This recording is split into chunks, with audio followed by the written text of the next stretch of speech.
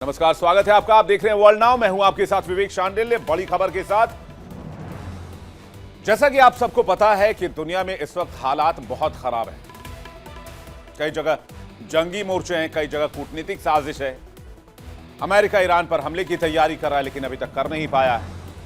Canada पर कब्जे की बात कर रहा है, मैक्सिको को धमकी दे रहा है, क्यूबा पर हमले की बात कर रहा है, चीन अपनी करेंसी चलाने की बात कर रहा है, डॉलर से दुनिया को निजात दिलाने की धमकी दे रहा है,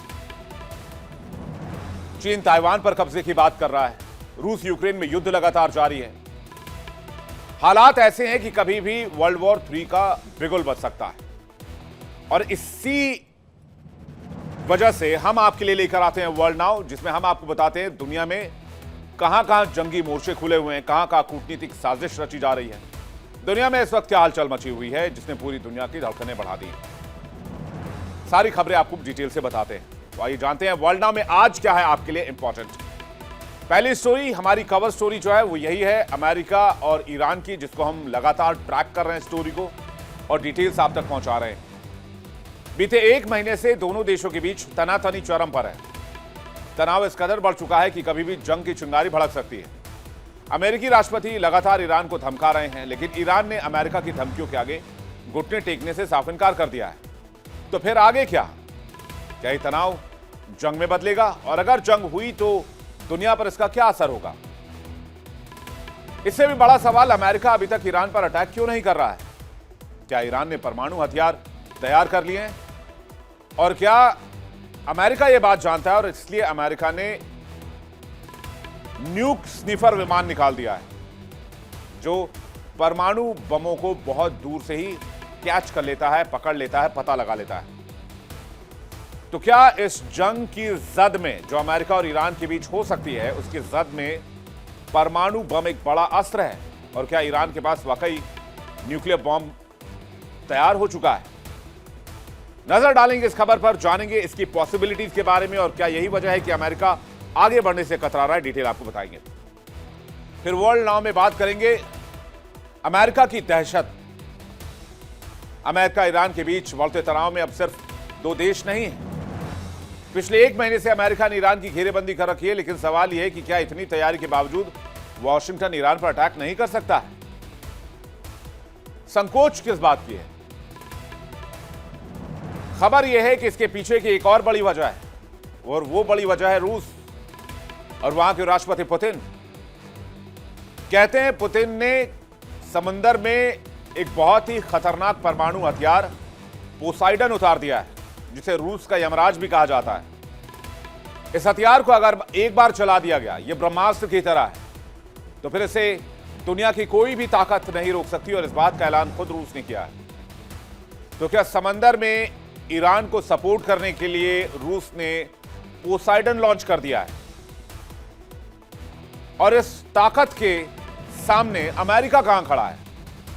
वर्ल्ड नाउ में पूरी तस्वीर, हर एक एंगल से पुतिन और ईरान की जोड़ी क्या अमेरिका पर भारी पड़ने वाली है, डिटेल आपको बताएंगे। फिर वर्ल्ड नाउ में बात करेंगे उस टकराव की जो सिर्फ 2 देशों में नहीं बल्कि पूरी वैश्विक अर्थव्यवस्था की दिशा तय कर सकता है। 2 आर्थिक महाशक्तियों के बीच जंग शुरू हो गई है, चीन और अमेरिका। और ये जंग हथियारों से नहीं है, ये जंग रुपये पैसों से लड़ी जाने वाली है, करेंसी से लड़ी जाने वाली है।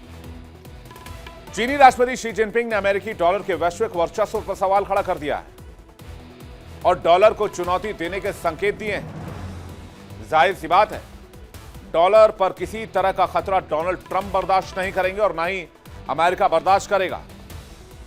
और अगर चीन अपनी मंशा में कामयाब हुआ तो डॉलर की बादशाहत खतरे में पड़ सकती है।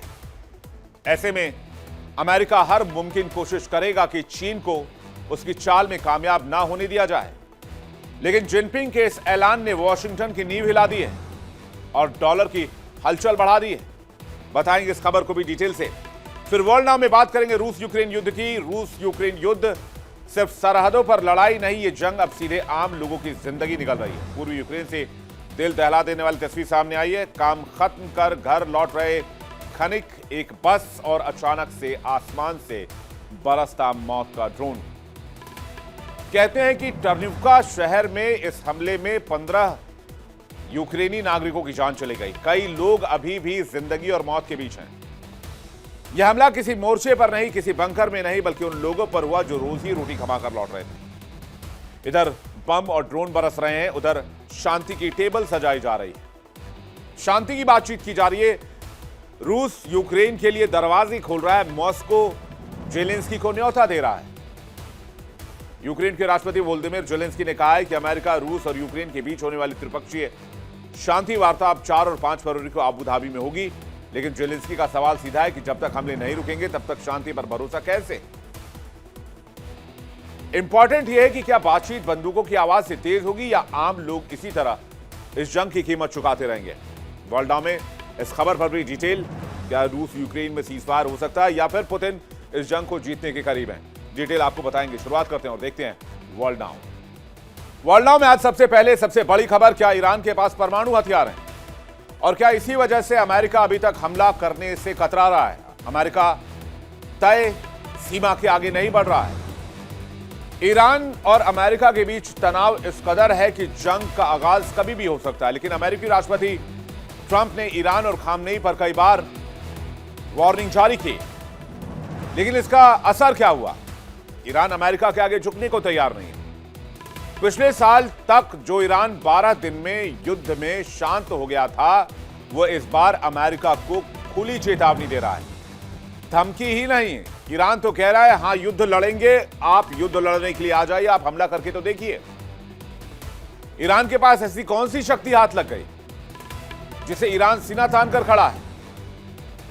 और वॉशिंगटन, डोनाल्ड ट्रंप सब इसी शक्ति से डर रहे हैं, जिससे कि अमेरिका बीते 1 महीने से ईरान की घेरेबंदी करके बैठा तो है, लेकिन हमले की हिमाकत नहीं दिखा पा रहा है। तो इस तनाव के बीच में सबसे बड़ी खबर यह है कि क्या अमेरिका ईरान के परमाणु हथियारों से डर रहा है?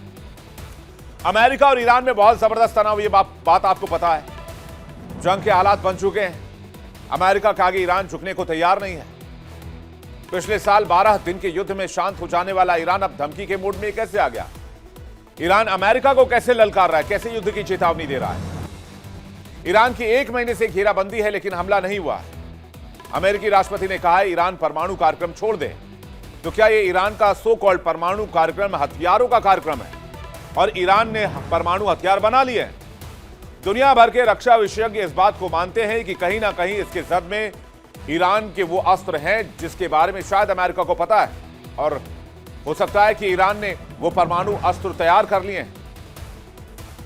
हाल ही में ब्रिटेन में अमेरिका का एक परमाणु जासूसी विमान न्यूक स्निफर देखा गया, और इस खबर के सामने आने के बाद ईरान के परमाणु हथियार पा लेने के या ईरान के पास परमाणु हथियार होने की संभावना और बढ़ गई। राष्ट्रपति डोनाल्ड ट्रंप ने ईरान को चेतावनी देते हुए मिडिल ईस्ट में एक विशाल नौसैनिक बेड़ा अरमाडा रवाना किया। ट्रंप ने साफ किया कि ईरान परमाणु कार्यक्रम छोड़े, फिर वो ऑपरेशन मिडनाइट हैमर से भी भयानक हमले के लिए तैयार रहे अगर वो परमाणु कार्यक्रम से नहीं हटता है।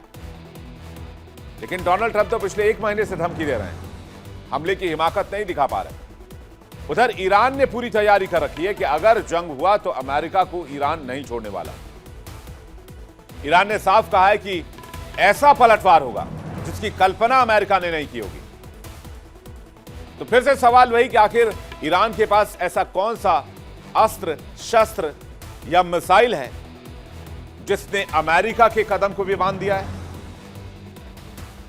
उधर ब्रिटिश पीएम कीर स्टारमर ने भी इस सैन्य घेरेबंदी का समर्थन किया है। मिडिल ईस्ट में जंग की आठ नजर आ रही है। अमेरिका का बेहद खतरनाक न्यूक स्निफर विमान ब्रिटेन की धरती पर नजर आया है। अमेरिकी वायुसेना का WC-135R कांस्टेंट फिनिक्स जेट हवा में रेडियोधर्मी कणों की पहचान करने के लिए मशहूर है। इसे सफोक के RAF मिल्डन हॉल में देखा गया है। यह खबर ऐसे समय में आई है जब अमेरिकी राष्ट्रपति डोनाल्ड ट्रंप ने ईरान को सीधी चेतावनी दी है कि मिडिल ईस्ट में एक विशाल आर्माडा मौजूद है। ट्रंप ने साफ किया है कि ईरान या तो परमाणु कार्यक्रम छोड़े वरना अगला ऑपरेशन मिडनाइट हैमर से कहीं अधिक भयानक होगा। लेकिन यह न्यूक स्निफर क्यों निकाला? अमेरिका की सबसे ज्यादा तनातनी किस देश के साथ है? अभी जवाब आपको पता है, ईरान के साथ है। तो जब ईरान के साथ तनातनी है तो अमेरिका का न्यूक स्निफर क्या कर रहा है? कौन से परमाणु बम ढूंढ रहा है? क्या ईरान में मौजूद परमाणु बम ढूंढ रहा है? क्या है न्यूक स्निफर, जरा देखते हैं। ये देखिए, विमान की तस्वीर हमने लगाई हुई है। इस विमान का इस्तेमाल आपको याद होगा, जब ऑपरेशन सिंदूर हुआ था तो पाकिस्तान के ऊपर भी यह विमान देखा गया था। याद कीजिए, जब हमने पॉसिबल टारगेट्स पर अटैक किया था, जिसमें से एक टारगेट ऐसा भी था जहां पर पाकिस्तान के न्यूक्लियर वेपन्स बताए जाते हैं, कहते हैं कि वो यूएस का न्यूक्लियर वेपन है। खैर, इस बात पर फिर कभी और चर्चा करेंगे। लेकिन ब्रिटेन में यह फिर से दिखा है, जो कि अमेरिका का परमाणु जासूसी विमान है। यह न्यूक्लियर बॉम्ब का पता लगाता है, रेडियोधर्मी कणों की पहचान करता है। इसका नाम है न्यूक स्निफर। मॉडल नेम है WC-135R कांस्टेंट फीनिक्स। मिल्डन हॉल में तैनाती है। यह विमान हवा में रेडियोधर्मी कण है उनकी पहचान करता है। ब्रिटेन के पीएम कीर स्टारमर ने अमेरिकी रुख का समर्थन किया है। तो क्या इस ऑपरेशन में ब्रिटेन भी शामिल होगा? अमेरिका का परमाणु जासूसी विमान आपने देखा, लेकिन इसकी खासियत क्या है, यह भी जान लीजिए। अमेरिकी वायुसेना के WC-135R कांस्टेंट फीनिक्स को न्यूक स्निफर कहा जाता है, यानी कि परमाणु बमों का जासूस। यह दुनिया का सबसे एडवांस्ड परमाणु जासूसी विमान है।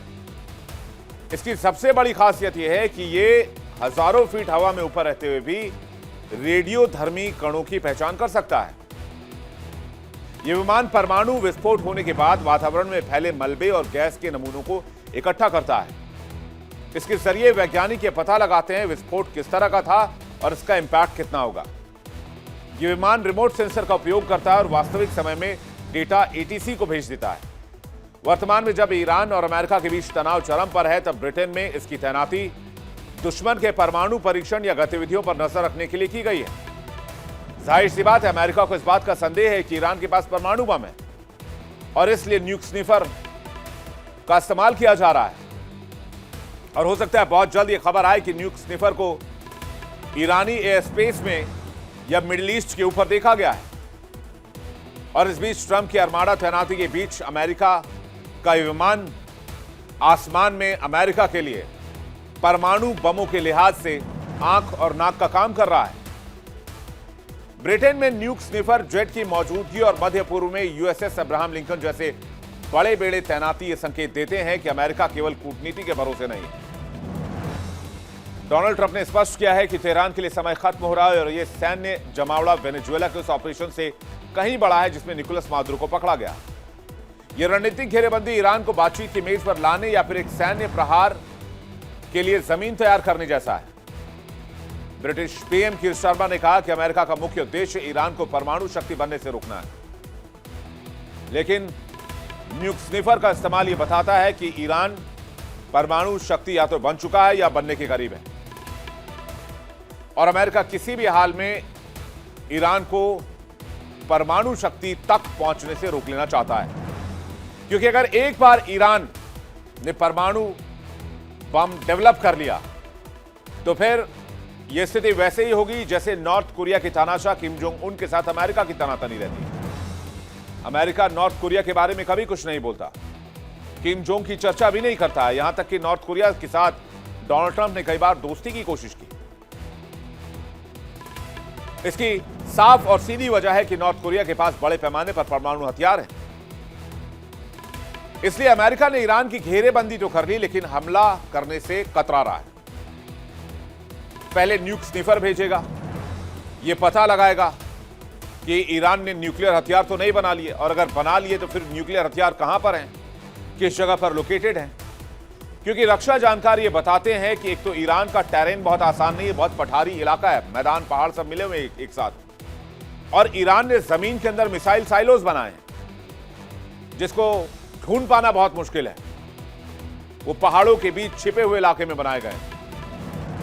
सवाल उठता है क्या ईरान में परमाणु हथियार तैयार हो गया है, और इसी वजह से अमेरिका पहले इस बात को पुख्ता कर लेना चाहता है क्या कहीं ईरान के पास परमाणु हथियार तो नहीं। क्योंकि अगर ईरान के अस्तित्व की बात आएगी, ईरान के सरकार के अस्तित्व की बात आएगी, तो ईरान परमाणु हथियार के इस्तेमाल से पीछे नहीं हटेगा। साल 2025 में अमेरिका ने ईरान के परमाणु ठिकानों पर हमला किया था, याद होगा आपको। इसके अगले दिन ईरान ने कतर में अमेरिकी अल उदैद एयरबेस पर मिसाइलें दागी। अमेरिका ने हमले के बाद दावा किया था कि परमाणु ठिकानों को नष्ट कर दिया, लेकिन ईरान ने इस बात से मानने से इनकार कर दिया और कहा कि सभी ठिकाने और न्यूक्लियर हथियार पूरी तरीके से सुरक्षित हैं, यानी कि जो एनरिच्ड न्यूक्लियर है। अब अमेरिका ने फिर से ईरान पर न्यूक्लियर हथियार बनाने का एलिगेशन लगाया है। लेकिन क्या जो अमेरिका पहले कह रहा था कि सभी न्यूक्लियर साइट को खत्म कर दिया गया है, वो झूठ था? वो अटैक फॉल्स थे या फेक इंफॉर्मेशन पर वो अटैक कंडक्ट किए गए? और एक बार फिर से अमेरिका वही एलिगेशन लगा रहा है कि ईरान ने परमाणु हथियार बनाने की कोशिश की है या ईरान ने परमाणु हथियार बना लिए हैं। इसी वजह से अमेरिका ने ईरान को चारों ओर से घेर तो रखा है, लेकिन उसके ऊपर वो बहुत एक्टिव होकर एक्शन लेने की बात नहीं करते। अभी भी आपको याद होगा, डोनाल्ड ट्रंप बार बार कह रहे हैं कि बातचीत का रास्ता खुला हुआ है, ईरान अमेरिका से चाहे तो डील कर सकता है। लेकिन ईरान ताल ठोक रहा है और कह रहा है हमला करके दिखाओ। इसलिए अमेरिका सीधे अटैक करने से अभी बच रहा है। इसकी वजह संभावित परमाणु हथियार ही माने जा रहे हैं। साल 2025 में अमेरिका ने ईरान के कई ठिकानों पर हमला किया था। यूएस ने ईरान पर फिर से परमाणु हथियार बनाने का आरोप लगाया है। रक्षा विशेषज्ञ मानते हैं कि ईरान परमाणु हथियार के बनाने के करीब है या तो उसके पास तैयार है, और अगर ऐसा है तो ये खतरा अमेरिका के लिए नहीं है, ये खतरा इजराइल के लिए भी उतना ही बड़ा है। बेशक अमेरिका तक ईरान की मिसाइलें ना पहुंच पाएं क्योंकि दूरी बहुत ज्यादा है, लेकिन ईरान के पास ऐसे वॉरहेड्स हैं, ऐसे बैलिस्टिक मिसाइल्स हैं जो इजराइल तक पहुंच सकते हैं, और इसका ट्रेलर हमने 2025 में देखा। और अगर ईरान ने परमाणु हथियार का इस्तेमाल किया तो फिर इजराइल के लिए मुश्किल हो सकता है। हालांकि मुश्किल ईरान के लिए भी होगा, लेकिन खामनेई वैसे ही खतरे में है ईरान के अंदर, क्योंकि वहां के लोग खामनेई के खिलाफ खड़े हैं। खामनेई को लग रहा है ये सही मौका है, अगर अमेरिका ने अटैक किया तो वो अपने परमाणु हथियारों का इस्तेमाल कर सकते हैं। इसी वजह से अमेरिका से ईरान नहीं डर रहा। अगर अमेरिका ने हमला किया तो ईरान संभवतः परमाणु हथियारों का इस्तेमाल कर सकता है। अगर ईरान ने परमाणु हथियार बना लिया है तो फिर उसके इजराइल और उसके पड़ोसी देशों के लिए भी बहुत खतरे के संकेत हैं, और यह अमेरिका के लिए भी खतरे की घंटी, क्योंकि ईरान आज की तारीख में अमेरिका को सबसे बड़ा दुश्मन मानता है। ईरान ने हाल ही में रूस की मदद से इंटरकॉन्टिनेंटल बैलिस्टिक मिसाइल का परीक्षण किया है, जिसकी मारक क्षमता करीब 10,000 किलोमीटर थी। कहते हैं इस मिसाइल की जद में वॉशिंगटन और न्यूयॉर्क तक आ सकता है, और यह भी अमेरिका के डर की वजह हो सकती है। चलिए बताते हैं कि ईरान में कहां-कहां न्यूक्लियर प्लांट हो सकते हैं और कहां-कहां ये टेस्टिंग की जा रही है, जिसे न्यूक स्निफर के जरिए अमेरिका ढूंढने की कोशिश कर रहा है। नतांज में ईरान का सबसे बड़ा यूरेनियम संवर्धन केंद्र है। IAEA की रिपोर्ट बताती है कि यहां नतांज में 60% एनरिच्ड यूरेनियम हासिल कर चुका है ईरान, और अगर 90% यूरेनियम एनरिच्ड कर लिया जाए तो उसको हथियार में डेवलप किया जा सकता है। कहते हैं जमीन के नीचे बना है ये नतांज न्यूक्लियर प्लांट। 2002 में दुनिया के सामने इसे लाया गया था। इस्फहान प्रांत में तेहरान से लगभग 300 किलोमीटर दक्षिण में स्थित है। फोर्डो पहाड़ के अंदर बना है परमाणु संवर्धन स्थल, अगर फोर्डो की बात की जाए, और यह बमबारी से बचने के लिए ज्यादा सुरक्षित माना जाता है फोर्डो का प्लांट। इस्फहान में बड़ा परमाणु तकनीकी केंद्र भी मौजूद है। यहां यूरेनियम को गैस और धातु में बदला जाता है। इसके अलावा खोंडाब एक इलाका है जहां पर एक भारी जल परमाणु रिएक्टर है। इससे प्लूटोनियम बन सकता है जो परमाणु बम में इस्तेमाल होता है। तेहरान अनुसंधान केंद्र को आप नहीं भूल सकते हैं, चिकित्सा के लिए रेडियो आइसोटोप बनाए जाते हैं। लेकिन अमेरिका कहता है कि तेहरान अनुसंधान केंद्र में ही चिकित्सा के नाम पर यूरेनियम एनरिच कर रहा है ईरान,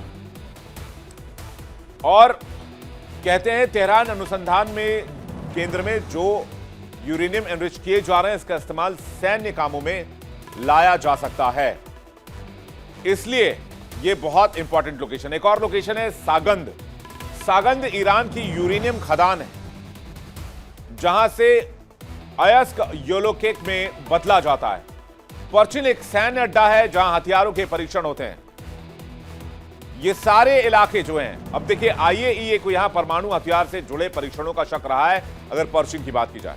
अब आप दोनों डॉट्स को कनेक्ट कर लीजिए। आईएईए ने संभावित परमाणु परीक्षण की बात मानी है पर्शियन में, जहां पारंपरिक हथियारों और मिसाइलों के लिए परीक्षण किया जाता है। आईएईए ने पहले ईरान पर पर्शियन में विस्फोटक ट्रिगर्स के परीक्षण करने का संदेश जताया था, जिनका इस्तेमाल परमाणु हथियारों में किया जा सकता है। अब जो आज अमेरिका परमाणु हथियार पर रोक लगाने की बात कर रहा है, लेकिन कभी अमेरिका ने ईरान को परमाणु हथियार, परमाणु ऊर्जा, परमाणु टेक्नोलॉजी बनाने के लिए हेल्प किया? बिल्कुल सही सुन रहे हैं आप। ये जो अमेरिका आज कह रहा है कि हम ईरान को परमाणु शक्ति नहीं बनने देंगे, ऑल्दो ईरान ने शायद परमाणु हथियार बना भी लिए, लेकिन यही अमेरिका है जिन्होंने परमाणु टेक्नोलॉजी से, न्यूक्लियर टेक्नोलॉजी से ईरान का परिचय करवाया था। ईरान को न्यूक्लियर रिएक्टर, यूरेनियम और दूसरी चीजें मुहैया करवाई थी। और ये साल 1953 की कहानी है। 1953 में मोहम्मद मुसद्दिक का तख्ता पलटकर जनरल फजलुल्लाह जहीदी को ईरान की कमान दी गई और यह तय हुआ कि ईरान में राजशाही रहेगी। ईरान में राजशाही आ गई तो अमेरिका के समर्थक शाह रिजा पहलवी ईरान के पहले राजा बने। राजा ने अमेरिका के सामने मंशा जाहिर की थी कि ईरान के पास भी परमाणु हथियार होने चाहिए। हालांकि पहलवी ने तब कहा कि परमाणु हथियार का मकसद शांति के लिए, जंग के लिए नहीं। अमेरिका भी मान गया। अमेरिकी राष्ट्रपति तत्कालीन ड्वाइट डी आइजनहावर ने भी पहलवी की बात मानी। एक समझौता हुआ, एटम फॉर पीस।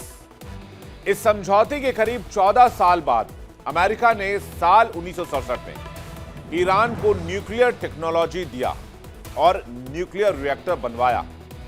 इसके अलावा अमेरिका ने ही ईरान को यूरेनियम भी दिया और ईरान ने इस पर काम शुरू किया। यूरेनियम एनरिचमेंट के प्रोसेस को शुरू किया गया, लेकिन मेडिकल इक्विपमेंट से आगे ईरान का काम आगे नहीं बढ़ पाया, क्योंकि जिस दोस्त अमेरिका ने ईरान को यह सब दिया था, वहां 1979 में इस्लामिक क्रांति आ गई और जो अमेरिकी समर्थित सरकार थी, शाह रजा पहलवी की सरकार थी, उनका तख्ता पलट कर दिया गया। और तब से यह कहानी दो दोस्तों की दो दुश्मनों में तब्दील हो गई और अमेरिका ईरान का दुश्मन हो गया। साल दर साल बीतता गया और फिर ईरान और अमेरिका के बीच धीरे धीरे सारे रिश्ते खत्म हो गए और एक बड़ी खाई बन गई। यानी ये बात तो साफ है कि आज अमेरिका कह रहा है कि ईरान दुनिया के लिए खतरा है, लेकिन ईरान दुनिया के लिए नहीं, अमेरिका के लिए और इजराइल के लिए संभावित एक बहुत बड़ा खतरा है, क्योंकि अमेरिका ने खुद ईरान को परमाणु तकनीक दी थी। 1953 की बात है, जैसे कि मैंने आपको बताया, और तब अमेरिकी समर्थित सरकार ईरान में हुआ करती थी। 67 में ट्रांसफर हुआ, न्यूक्लियर टेक्नोलॉजी ईरान को दी गई और ईरान ने इस टेक्नोलॉजी पर काम किया और इससे ऊर्जा भी हासिल की। लेकिन आज वही अमेरिका कह रहा है कि भाई ईरान से बड़ा खतरा है, पूरी दुनिया को खतरा है, ईरान को परमाणु शक्ति नहीं बनने देंगे। तो अरे भाई, आपने दिया क्यों पहले?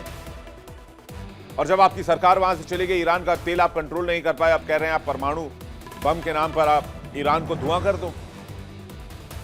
लेकिन कितना भी रोक ले अमेरिका, 1979 के बाद से ईरान का एक ही लक्ष्य रहा कि वो किसी भी कीमत पर परमाणु शक्ति बने और अमेरिका से दो हाथ करें या फिर अमेरिका का डटकर मुकाबला करें। अमेरिकी डर का एक और कारण है, अमेरिका और अमेरिकी राष्ट्रपति ट्रंप के डर का कारण किम जोंग भी है। अब खामनेई को एक नया रक्षक मिल गया है, उत्तर कोरिया के शासक किम जोंग उन, जो खामनेई के सपोर्ट में है। खामनेई के इस कवच का नाम है किम कवच। ईरान पर ट्रंप के दबाव ने जो स्थिति ईरान में बनाई, उसके बाद किम जोंग ने अमेरिका के खिलाफ युद्ध का परमाणु मोर्चा खोलने का ऐलान कर दिया। किम जोंग उन ने खुलेआम ऐलान कर दिया कि अगर ईरान पर आंच आई तो प्योंगयांग भी शांत नहीं बैठेगा। जानकार मानते हैं कि किम जोंग ने अमेरिका के खिलाफ एक नया परमाणु मोर्चा खोलने की तैयारी की है। यह सिर्फ कोरी धमकी नहीं है, बल्कि नॉर्थ कोरिया यानी कि किम जोंग उन ईरान के साथ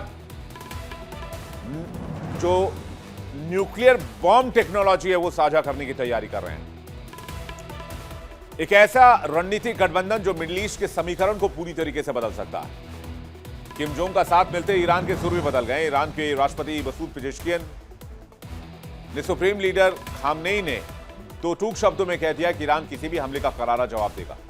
जानकारों की माने तो किम जोंग अकेले नहीं है, पर्दे के पीछे रूसी राष्ट्रपति व्लादिमीर पुतिन और शी जिनपिंग भी पूरी तरीके से तेहरान के सपोर्ट में है। पुतिन और जिनपिंग शायद सीधे तौर पर ईरान के बचाव में ना आए, लेकिन किम जोंग वो प्रॉक्सी हैं जो किसी भी हद तक जा सकते हैं। जाहिर है कई कारणों से ईरान पर अमेरिका हमले से कतरा रहा है। बीते एक महीने से घेरेबंदी के बावजूद अमेरिका आगे नहीं बढ़ रहा है। देखना होगा कि अमेरिका और ईरान के बीच पनपने वाला यह तनाव आगे क्या मोड़ लेता है। लेकिन एक बात होता है कि ईरान के पास वो ब्रह्मास्त्र है, वो परमाणु अस्त्र है, जिसकी वजह से अभी अमेरिका वेट एंड वॉच में आ गया है। चलिए अगली खबर की तरफ बढ़ते हैं। इस खबर पर हमारी नजर आएगी, इस पर अपडेट्स आपको पहुंचाते रहेंगे। ईरान और अमेरिका की जंग में एक और एंगल है। वर्ल्ड नाउ की अगली स्टोरी उसी एंगल पर है। इस जंग में एक और किरदार है, वो किरदार है रूसी राष्ट्रपति व्लादिमीर पुतिन। रूस के किस कदम से, पुतिन के किस कदम से पेंटागन में बैठक शुरू हो गई है? अमेरिका दहशत में है। चलिए बताते हैं। अमेरिका और ईरान के बीच बढ़ते तनाव को अब सिर्फ दो देशों के मद्देनजर नहीं देखा जा सकता।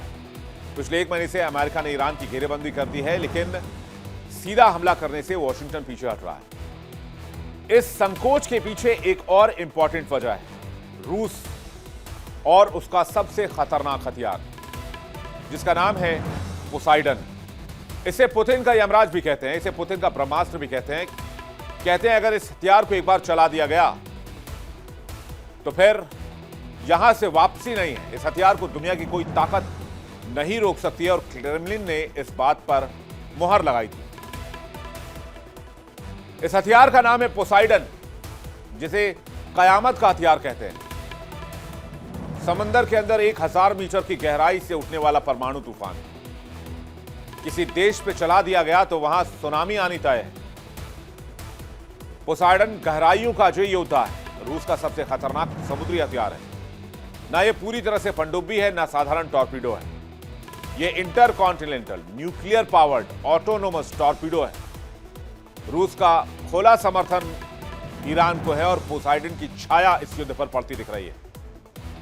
अमेरिका इसलिए धमकी तो दे रहा है, लेकिन हमले से हिचकिचा रहा है। एक तरफ अमेरिका ने अपने संवेदनशील न्यूक स्निफर विमान को WC-135R कॉन्स्टेंट को ब्रिटेन के सफोक स्थित RAF मिल्डन हॉल में उतार दिया है और विमान परमाणु बमों की पहचान करता है, ढूंढकर निकालता है और इंफॉर्मेशन अमेरिका तक पहुंचाता है।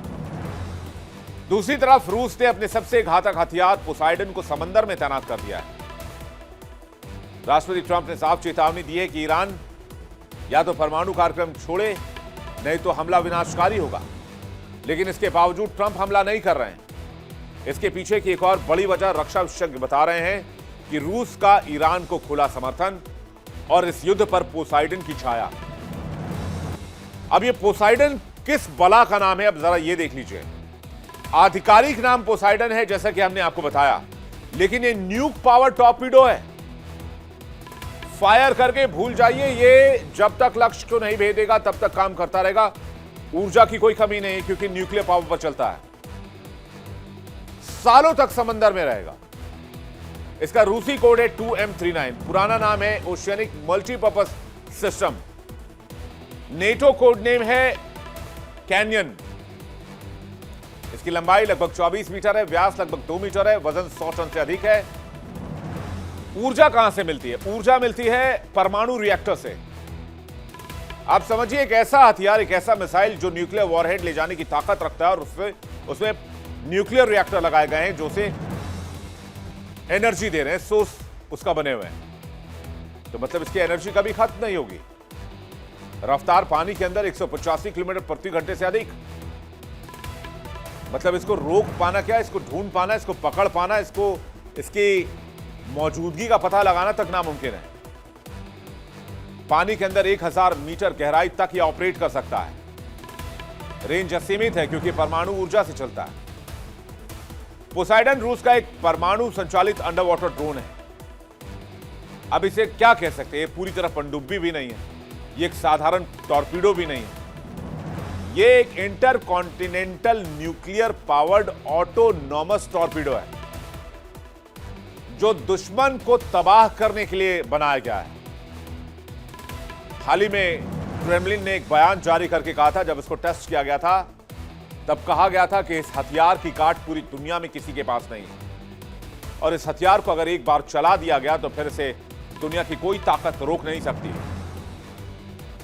रूसी राष्ट्रपति व्लादिमीर पुतिन ने 2018 में पहली बार इसका सार्वजनिक खुलासा किया था। उन्होंने इसे अजेय हथियार बताया था जिसे ना तो रोका जा सकता है और ना ही ट्रैक किया जा सकता है, ना ढूंढा जा सकता है, ना पता लगाया जा सकता है। व्लादिमीर पुतिन के माने तो यह हथियार रूस की रणनीतिक सुरक्षा को एक नई ऊंचाई पर लेकर चला गया है। पोसाइडन समुद्र की 1000 मीटर की गहराई पर ऑपरेट करता है। इतनी गहराई पर किसी भी रेडार या सोनार सिस्टम के लिए इसे पकड़ पाना लगभग नामुमकिन है। यह महीने तक समुद्र की गहराई में छिपा रह सकता है, सही समय पर अपना घातक प्रहार कर सकता है। पोसाइडन की मारक क्षमता क्या है? पोसाइडन का मकसद दुश्मन के तटीय इलाकों पर हमला करना है, यानी एक ऐसे इलाके पर जो दुश्मन के लिए सबसे इंपॉर्टेंट हो। यह मिसाइल डिफेंस सिस्टम को आसानी से चकमा दे सकता है। 2015 से इसे रशिया डेवलप कर रहा था। यह कोई साधारण टॉर्पीडो नहीं है, यह बड़ा एडवांस्ड पोसाइडन पानी के नीचे 185 किलोमीटर प्रति घंटे की रफ्तार पर चलता है। यह पानी के नीचे इतनी तेज है कि कोई भी सामान्य नौसेना इसे पकड़ नहीं सकती। पोसाइडन समुद्र में 1000 मीटर तक डाइव कर सकता है। जीपीएस और ऑटोनोमस सिस्टम से यह खुद का रास्ता बनाता है और खुद से टारगेट तक कैसे पहुंचना यह तय करता है बिना दुश्मन के रडार में आए हुए।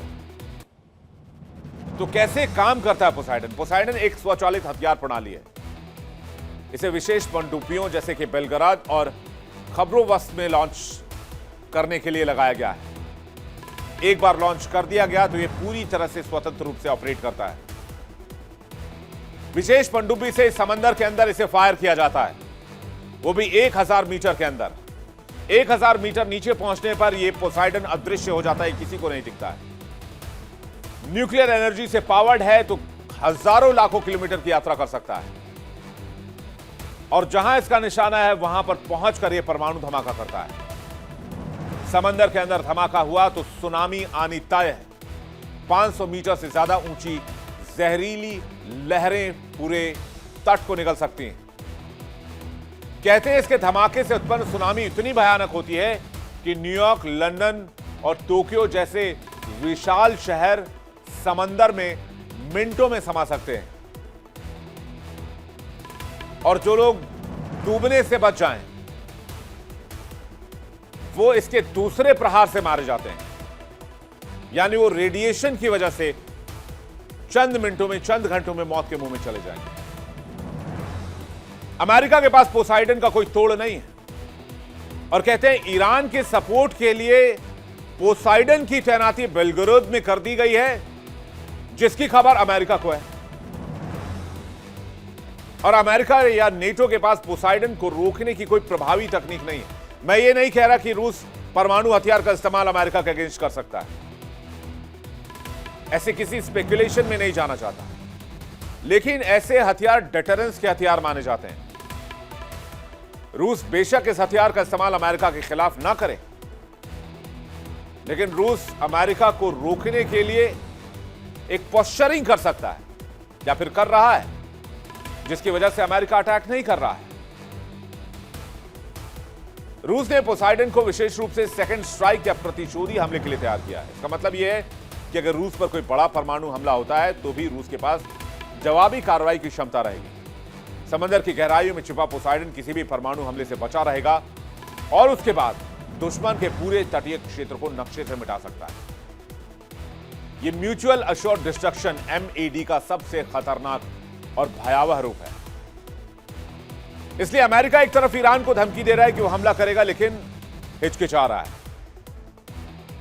ईरान के साथ रूस खड़ा है और रूस के पास पोसाइडन न्यूक्लियर वॉरहेड है और अमेरिका इन तमाम चीजों को शांत होकर देख रहा है। जैसा कि मैंने आपको बताया कि पोसाइडन एक डेटरेंस वाला हथियार हो सकता है, जिसकी वजह से अमेरिका हो सकता है अपना फैसला बदल ले और बातचीत से इस मामले को सुलझाए। ऐसा क्यों कहा जा रहा है? याद कीजिए 1971 का भारत पाकिस्तान युद्ध। तब क्या हुआ था? अमेरिका ने पाकिस्तान के समर्थन में अपने विमानवाहक पोत यूएसएस एंटरप्राइज को बंगाल की खाड़ी में भेज दिया था, भारत को धमकाने के लिए और युद्ध से पीछे हटने के लिए। तब रूस ने भारत के समर्थन में परमाणु हथियारों से लैस एक बड़ा बेड़ा समंदर में उतारा। सोवियत पनडुब्बियों ने अमेरिकी जहाजों को घेर लिया और तब जाकर वॉशिंगटन को पीछे हटना पड़ा।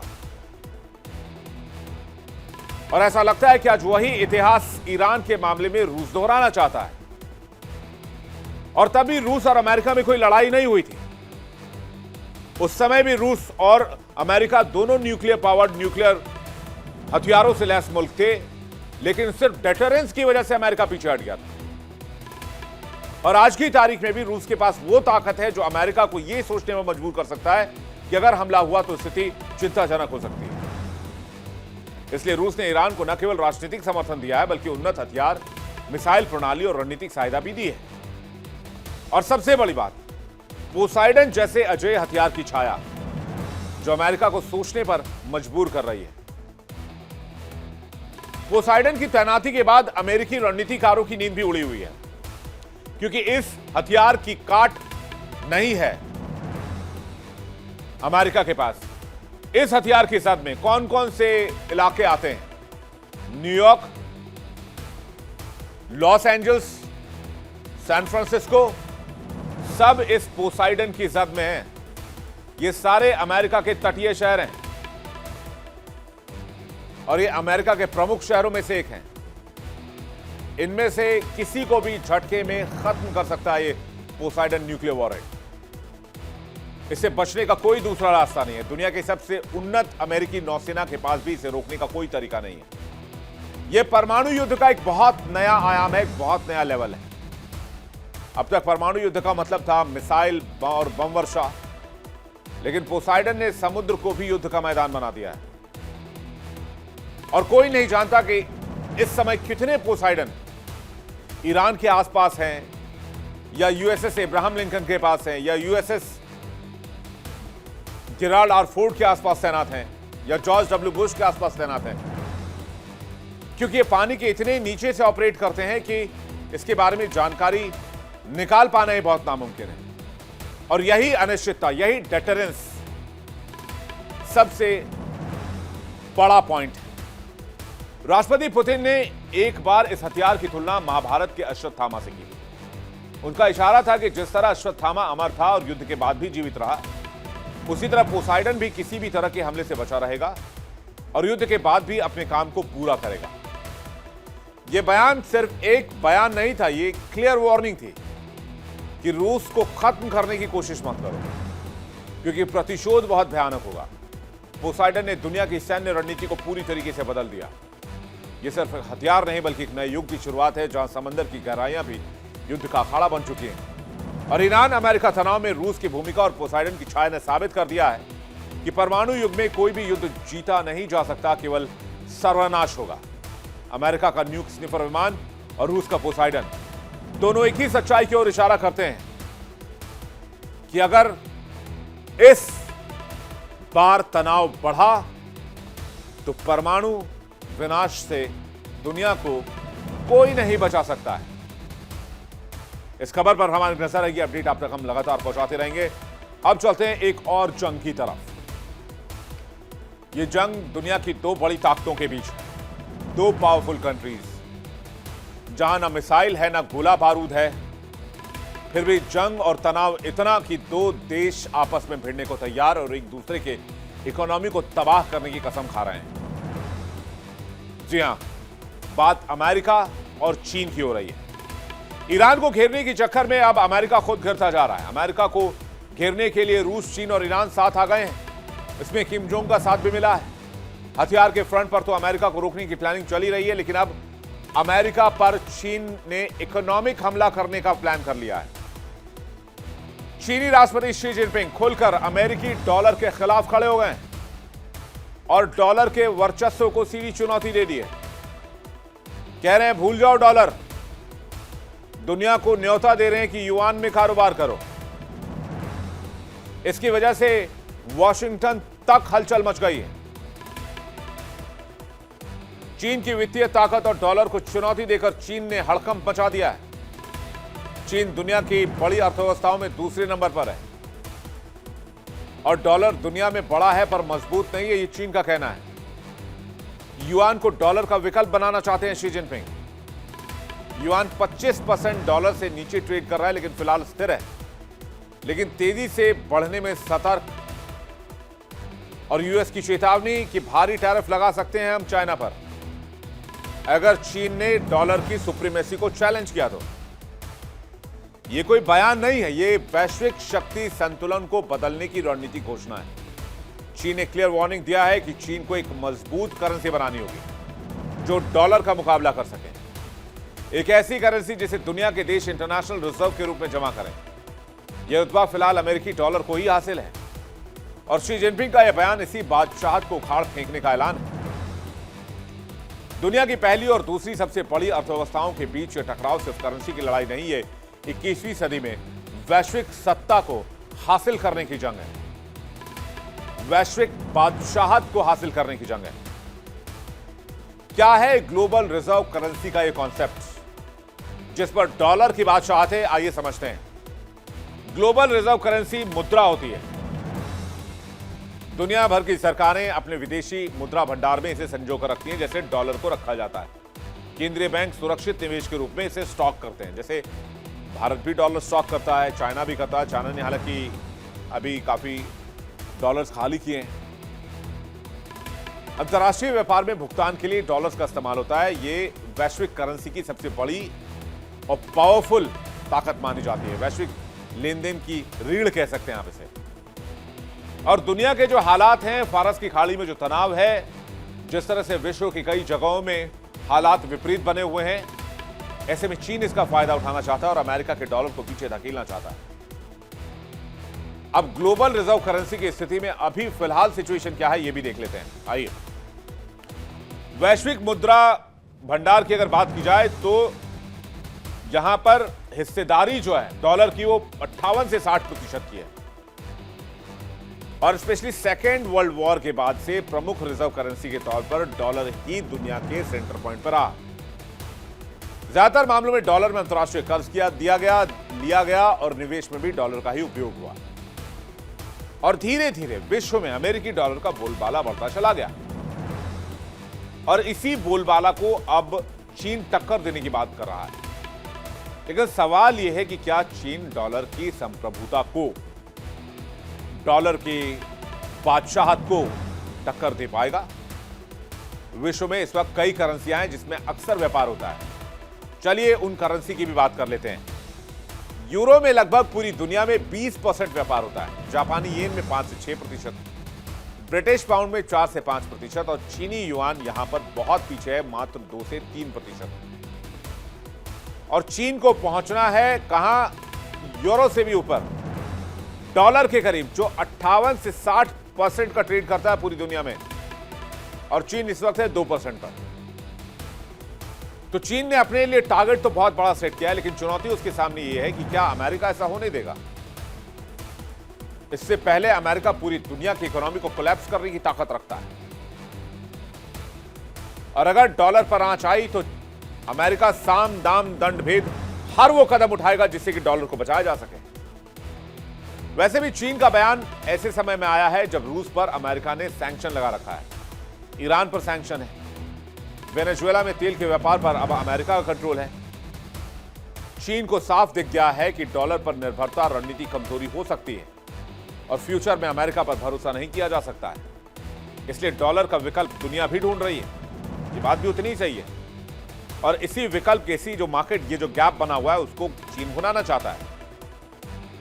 अगर कल अमेरिका जो है चीन को स्विफ्ट से बाहर कर दे तो क्या होगा? कर सकता है, अमेरिका चाहे तो कर सकता है, बिल्कुल कर सकता है।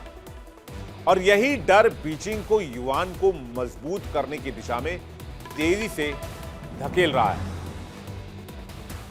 द्विपक्षीय व्यापार वो युआन में करना चाहता है। रूस के साथ तेल गैस व्यापार वो युआन में ऑलरेडी कर रहा है। सऊदी अरब से तेल खरीद में युआन का इस्तेमाल कर रहा है। ब्राजील और अर्जेंटीना से भी व्यापार समझौते वो युआन में ही कर रहा है। ऐसे में अमेरिका के लिए हालात ठीक नहीं है डॉलर के लिहाज से भी, जिस तरह से चीन हुंकार भर रहा है। और चीन ने अगर दुनिया के कुछ और महाशक्तियों को साथ लिया तो फिर अमेरिका के लिए स्थिति ठीक नहीं होगी। इस खबर पर हमारी नजर आएगी। आगे बढ़ते हैं, एक और जंग की बात करते हैं। रूस यूक्रेन युद्ध। अमेरिका और ईरान में तनातनी के बीच जहां रूस का समर्थन ईरान को है, तो दूसरी ओर अमेरिका रूस यूक्रेन के युद्ध को खत्म कराने में लगा है। रूस यूक्रेन में युद्ध के में शांति का नाम ही नहीं है। बातचीत तो हो रही है, टेबल सजाए गए हैं, वहां बढ़िया खाना पीना चल रहा है, बढ़िया टेबल पर अच्छी अच्छी बातें हो रही हैं, बड़े बड़े दावे, बड़े बड़े वायदे किए जा रहे हैं। लेकिन जंग के मैदान में रूस हर रोज नए तेवर दिखा रहा है, हर दिन हमले की इंटेंसिटी को बढ़ाता जा रहा है। जरा तस्वीर आपको दिखाते हैं किस तरह से लेटेस्ट अटैक की जो तस्वीर सामने आई है वो देखिए आप, फिर आपको पता चलेगा कैसे रूस यूक्रेन को खत्म करने पर आमादा है, तबाह कर देना चाहता है।